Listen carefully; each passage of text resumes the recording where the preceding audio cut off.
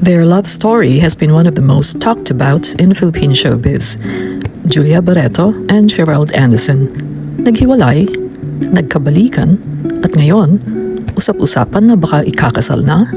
The relationship continues to spark curiosity. Let's take a closer look at the unending love story of Julia and Gerald. It seemed like forever, but they broke up.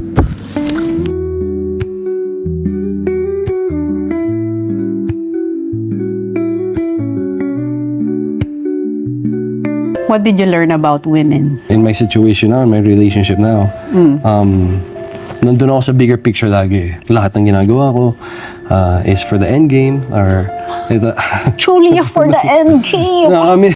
Paano mo i-differentiate yung relationship na meron ka ngayon? Siguro for one, it's deeper. I think 7 years ata. Yun yung secret weapon in life is having that right partner.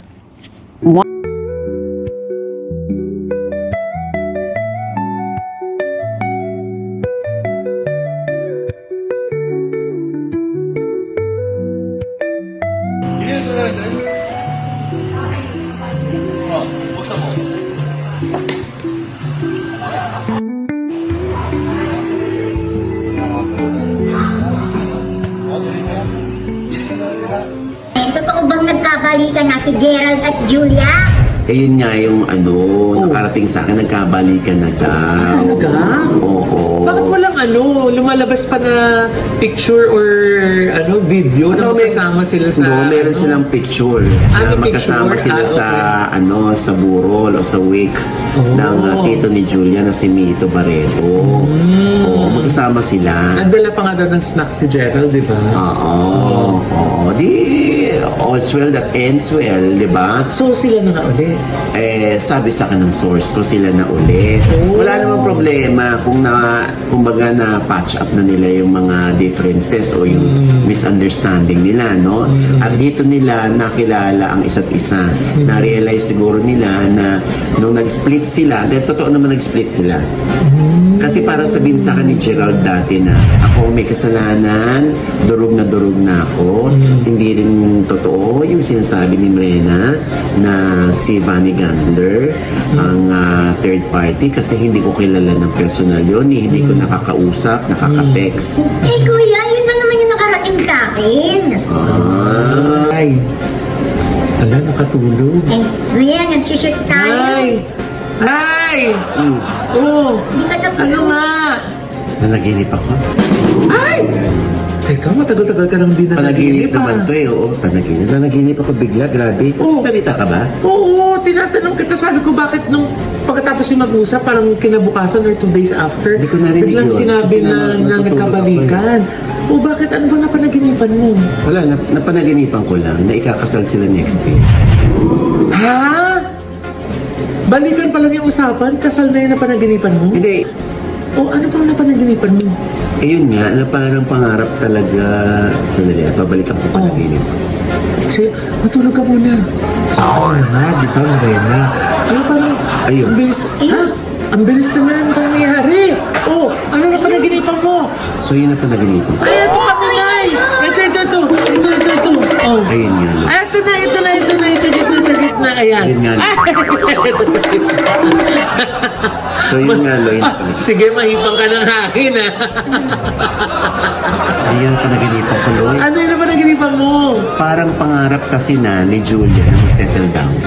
Oh, Parang pangarap na ni Julia na magkaroon na ng pamilya. oh. Kay Julia, parang ang gusto pa rin yung maging padre de pamilya ng kanyang pamilya ay si Gerald. Panaginip lang naman yan, ha? Happy ending naman pala yung napanaginipan mo, Nay. So, ano pa napanaginipan mo? Oh, ano pa napanaginipan mo? Panaginipan ko na Oo. parang magpo-propose sa si Gerald kay Julia. Ha? Napanaginipan ko lang naman. Talaga? Napakalino sa panaginip ko Talaga? na may involved na singsing. Oh. Yeah, para magpo-propose. Pero panaginip lang naman to. Pwedeng mali ako. Kasi alam mo naman minsan, di ba, ang panaginip kabalintunaan ang ibig sabihin yan. O, kung ano yung napanaginipan mo, pwedeng baliktad, pwede palang hindi totoo yung napanaginipan mo. So kuya, yan ba yung rason kung bakit sila nagkabalikan? Yan ang right. Yan lang ang panaginip ko for now. Oh, malay niyo managinip ulit ako. Di ba? Panaginip lang naman. Ano yung galing ni Chloe? Bakit? Kahit saan mo anuhin, may lusot eh. Anong lusot? Kung ikaw kasal si Julia at Gerald next year, Oo. tama si Kuya. Pero mga Loy, kung hindi naman mangyayari next year yun, Oo. lusot pa rin si Kuya. Bakit? Syempre, panaginip lang eh. Safe ka, Kuya.